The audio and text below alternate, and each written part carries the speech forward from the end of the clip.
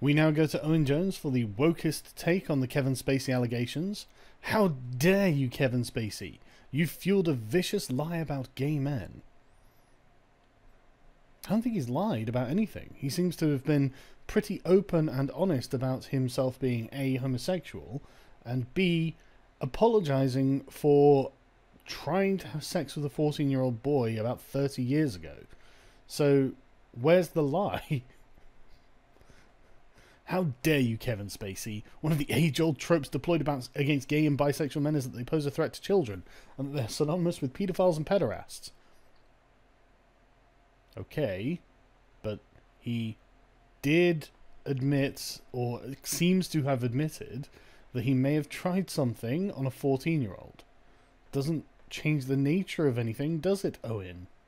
Unless you're saying that the chap who claims that Kevin Spacey carried him around and laid on top of him naked was, in fact, lying? Is he the liar? I'm not sure who the liar is, in your opinion.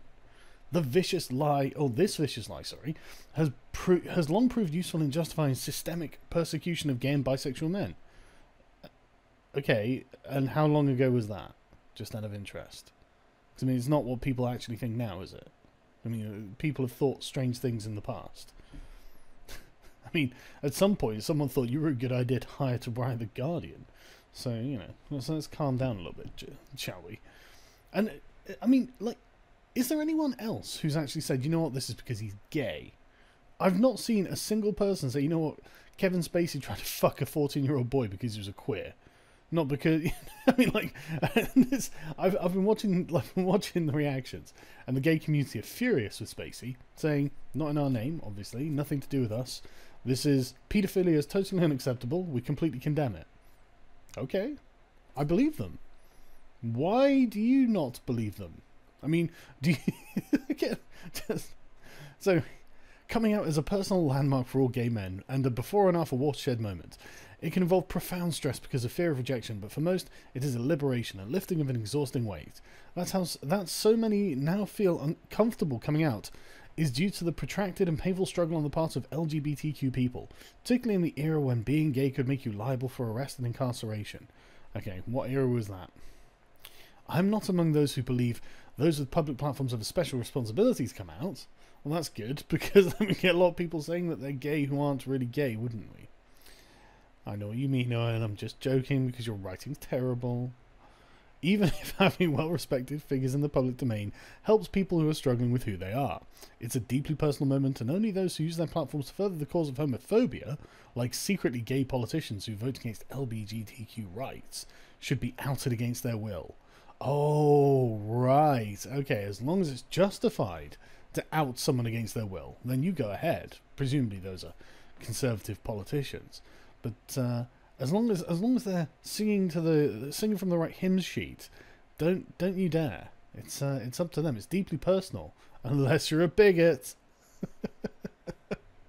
It either is or isn't. What you're saying is it's not. What you're saying is, as long as you feel you have a good reason to out someone, you go ahead and out that person, because there's nothing wrong with that, apparently.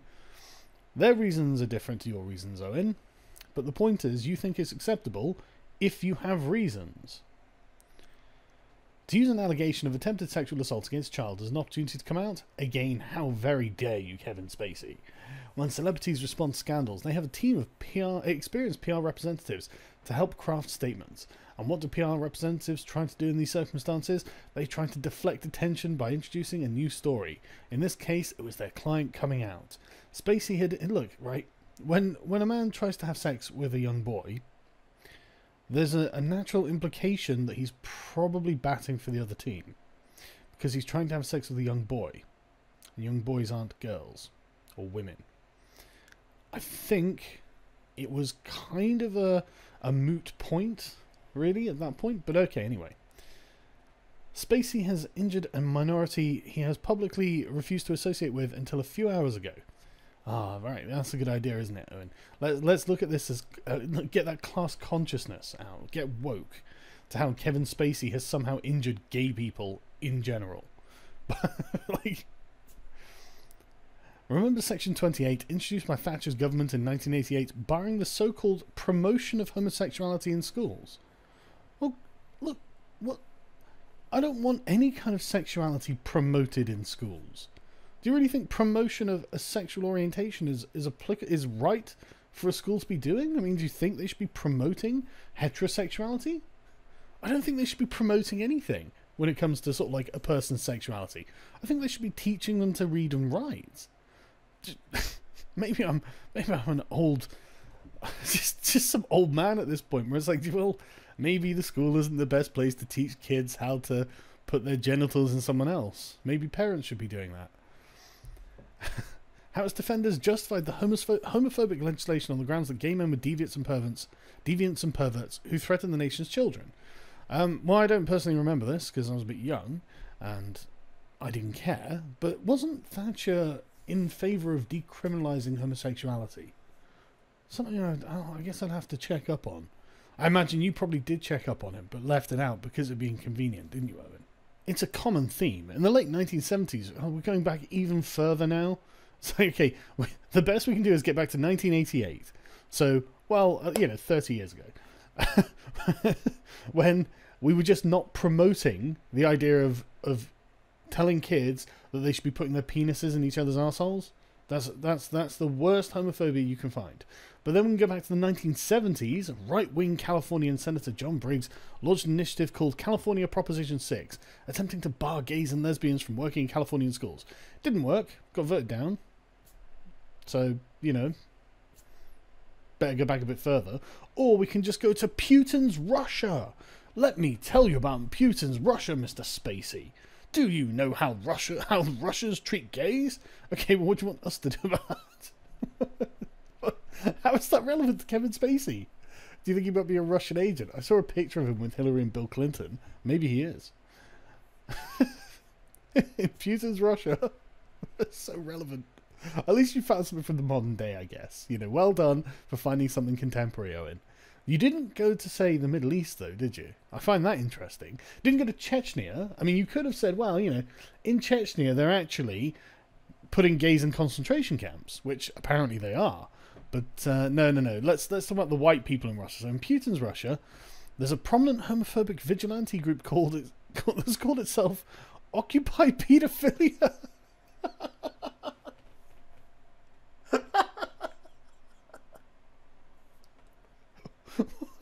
It's the worst name for anything.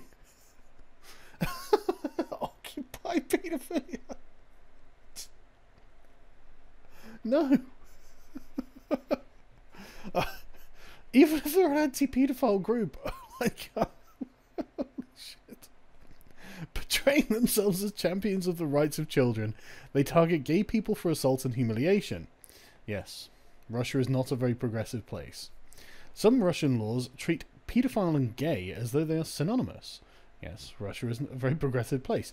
Notice you're leaving out Chechnya. I don't know why that is. Just can't figure it out. Some Russian law... sorry. In Ukraine, the anti-gay vigilante group White Lions similarly justifies attacking gay people on the grounds that they are paedophiles. Gay rights demonstrations in Poland have, in the past, been met with cries of ban paedophiles. Have you been looking at the the gay pride parades in Turkey and what's been happening to them? Bit worse than what's happening in Poland, but there's a reason we're not going to talk about what's happening in the Islamic world regarding gays, isn't there? Isn't there, Owen? Isn't there, Owen?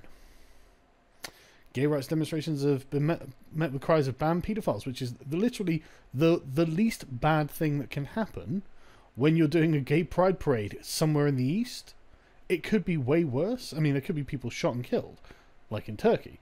But anyway, let's carry on. While leading members of the ruling Law and Justice Party have lumped homosexuality in with paedophilia, necrophilia and zoophilia. Yeah, I think that's completely unjust. In the coming days, weeks and months, I bet you that homophobic bigots will use Spacey's case to press that the LGBTQ people threaten children. To be honest with you, the T people probably do. I really don't agree with pushing transgenderism on children. I don't think children really have any idea of what they're doing at, say, 6 years old, British government.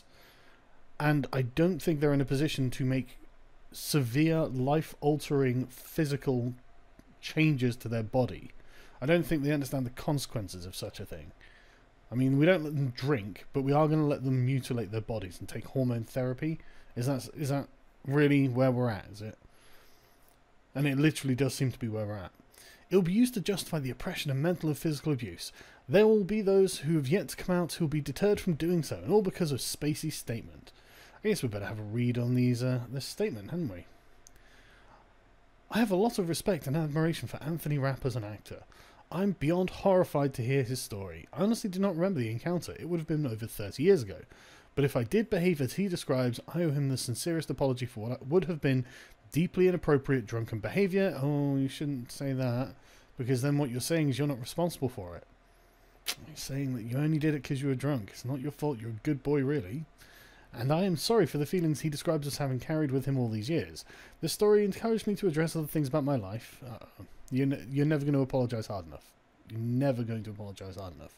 And you notice that no charges will come from this. You know, there's no charges going to be levelled. No one's going to get in trouble. You know, from any of these, this cascade of allegations that have all come decades after the fact, nothing's going to happen. It's all just about it's all a witch hunt at this point, isn't it? And things like, I genuinely feel bad for some of these people, because it's like, well, I mean, there's no defending yourself from allegations like these. But you know what I find really interesting is who isn't being alleged and who isn't doing the alleging. I keep an eye out for those people. I know there are stories out there about me, and that some have been fueled by my blah blah blah blah blah. Right? He chose to live as a gay man. Right. So he apologizes for his drunken behavior, and he says, "I've had romantic encounters with men and women, and now I choose to live as a gay man." Okay, Kevin, how dare you throw the gay community under the bus? Seriously though, this is just pathetic. I'm just like, I just don't know how Owen Jones has a fucking job, to be honest. I can't imagine hiring him thinking that, that he's going to do any good in the world. Just, I love the sanctimonious outrage. How dare you, Kevin Spacey? Imagine if Kevin Spacey just tweets back and goes, "Yeah, well, deal with it, Owen, you little fucking fruit. By the way, you got a pretty jaw. You got cute lips. How old are you?" But no, seriously, like, if I were Kevin Spacey, I'm like, shut up, Owen.